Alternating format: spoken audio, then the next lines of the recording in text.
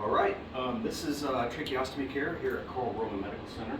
Thought I'd make a little quick tutorial, and I'm going to get right into it because I don't want this to be a 10-minute video. We're going to talk about the moving parts of tracheostomy. This is actually a Shiley tracheostomy tube. It has a faceplate here. This is a pilot tubing and a pilot balloon, which is used to access air and place air in the cuff. Here is your inner cannula, and this is merely a safety. My hands are all sliding. Merely kind of a safety kind of a feature to where if this would ever become occluded, we could remove it and the patient will still have a patent airway. But this is actually the two parts of trach care, is cleaning this and then cleaning this faceplate and underneath it the stoma, so a little bit of wound care. This is a tube that is a non-disposable inner cannula, so this will you have to clean. If it is a bedside percutaneously introduced tracheostomy like this guy, the inner cannula, so it's all the same features, still faceplate, pilot tubing, and pilot balloon, cuff, except for the inner cannula is disposable. So every 8 hours, you just kind of click it, snaps in there, squeeze these two little tabs, and this comes out, and you discard it. And you grab a fresh one, and you replace it. And those are pretty slick. So if your patient has artificial airway like this, tracheostomy care will take you virtually a couple minutes. So it's these are great. If you have the non-disposable inner cannula, it's going to take a few more minutes. So those are the main features of tracheostomy tubes, but I did want to show you this because what I just showed you is a traditional Shiley model, and they are phasing in this new Flex series. And this Flex series, as kind of obvious, the faceplate is clear and it's flexible. It's really nice on the skin around the neck, and the inner cannula, so disposable. We're going to just pinch these two little guys here, and you would discard this, and then in placing it back in, it snaps in. So pretty slick. These will eventually be phasing themselves in, and even the trachea or tracheostomy tube structure, it's soft, kind of pliable. So this is up and coming. So we're going to start with a disposable percutaneously introduced tracheostomy tube. The main number one rule when you're working with any kind of artificial airway, if it's open, is to never be here. It's like looking down the barrel of a gun. So you never be in front of it, or you're going to get something on you. So always to the side. Doesn't matter what side, just get to the side. And so for this kind of tracheostomy care, all you're going to need, because this is a disposable inner cannula, is you're going to need a disposable inner cannula. You're going to need a few 4x4s, some sterile water, and a few cotton swabs. Now I usually try to maintain a clean technique with this, because you're not really going to be handling the inner part of the inner cannula. You can go sterile, go full sterile on this, and I would not be against that.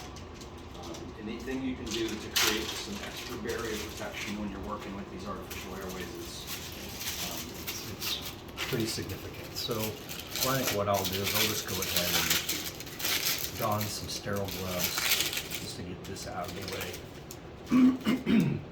And here is something of interest.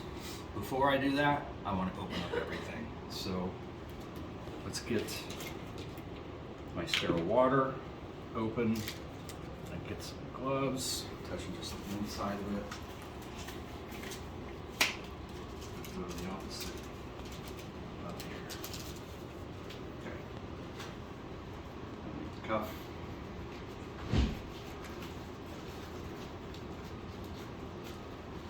Okay. Then I usually pick a hand. You're going to pick a hand that's going to stay the cleanest. So I'm going to go ahead with my dirty hand, I'm just going to go ahead and, now this is a little bit dirtier. This you can discard. And have a clean hand.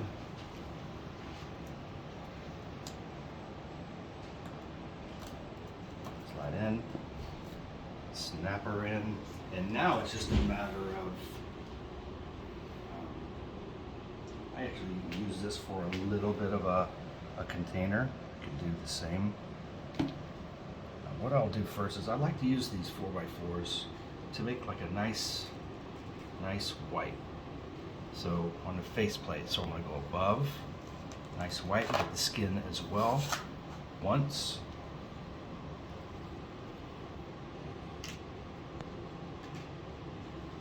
Once below, and then you can fold if there's any hard debris on here. But it's mostly just swipes, not this. You don't want to work in any microbes that are around the stoma. You don't want to be moving those in. So it's just once, and then I'll grab little cotton swabs and we'll go above the faceplate, kind of like this. And then one below the faceplates. Notice that same action, just swabbing it through, and you are done. So it's disposable intercannula. It's pretty slick. You just put on clean gloves, replace the intercannula, get you a couple 4x4s, wipe the faceplate, a couple cotton swabs. Those can all be separate, and you're pretty much there. But if you don't have that, then you're going to need the assistance of a trach care kit. And this is a non-disposable intercannula. This clicks into place, you'll feel it. Okay, so a little bit more of a complex situation on this one. Still going to do the same things. I'm going to open up everything I need and grab my trach care kit. Now this is all sterile. Comes with gloves. Most of them do. If you do not have a trach care kit, assembly is quite a bit more itemized. You're going to have sterile gloves that are separate. Some things you can use as wash basins, some cotton swabs, and 4x4s.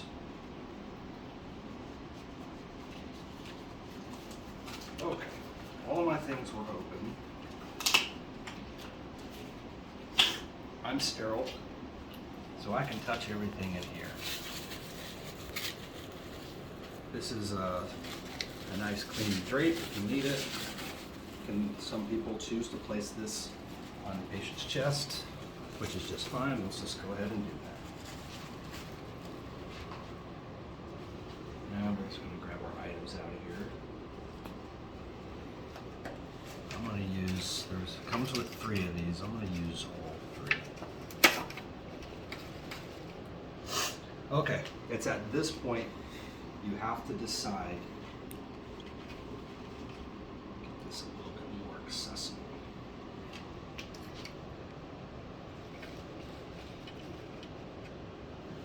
At this point you need to decide what is going to remain sterile. I always take my dominant hand. So you do notice in these trach care kits, you get like pipe cleaners and some old school trach ties. Here at Carl Rowan Medical Center, we don't have to worry about any of that. Does come with these are actually quite helpful if you're putting in your drain sponge. This V-slit.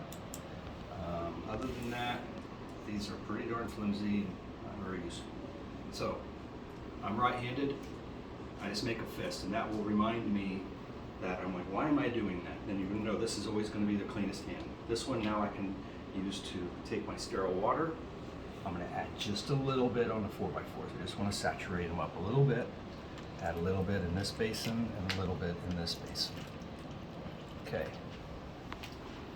Now, this is dirty.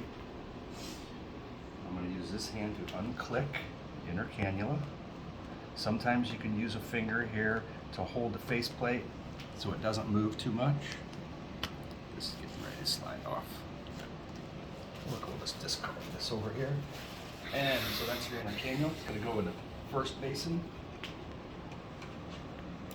Now, this is my dirty hand, so I actually want to be cognitive of that. So what I'm going to do, now this is all sterile, clean. I'm going to take a brush, I'm going to run it down once, clean it out,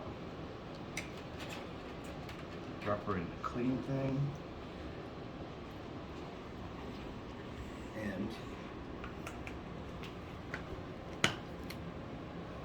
halfway done. So that's the hard part. Still have this is still sterile. For the first 4x4, and this is going to look very familiar. I can go ahead and pull this. I'm going to replace this. I'm going to add just pressure there. We'll go ahead and replace that. This is going to look familiar. I have a 4x4, one swipe over, get rid of that, and one swipe under. And when I'm doing this, I'm getting the faceplate in the skin. Now I'm not doing this. I'm going to try to avoid this. So just one nice swipe, it'll be enough. If there is something that's on the faceplate, you can fold this and just gently work that through. So I'm just about done. I have these cotton swabs. I go to my third basin. It is pretty darn clean. I'm going to go above. And we're going to go below. Okay. And if you have an older stoma, getting this in there is not that big a deal. But if it's fresh and a little tender, you just kind of take your time. So we're going to take these little tweezers. See, I'm just going to use those just to kind of push them up in there.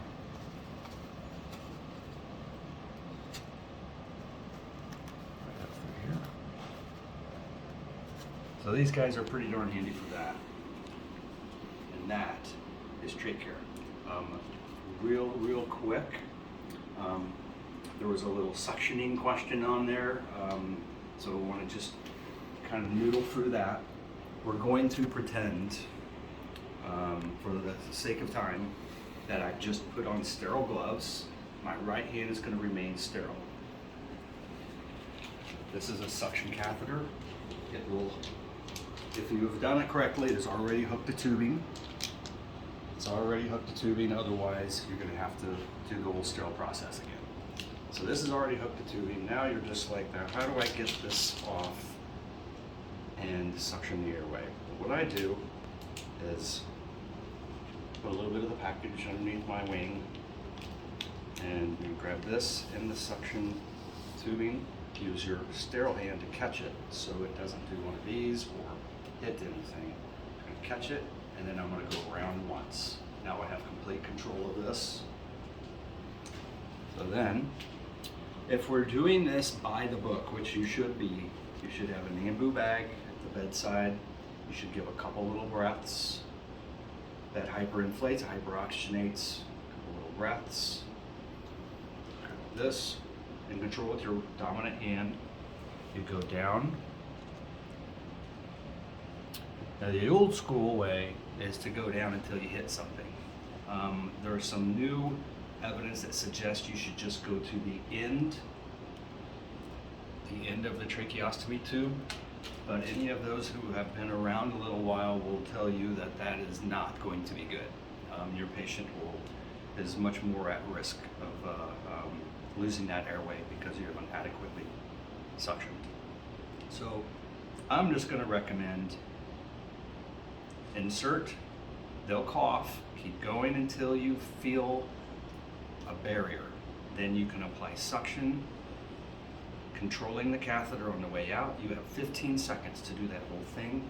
Give her a spin, grab your ambu bag, take a few little squeezes there, and repeat until they're cleaned out. There is no limit or numerical value that says you should do 3 or you should do 2.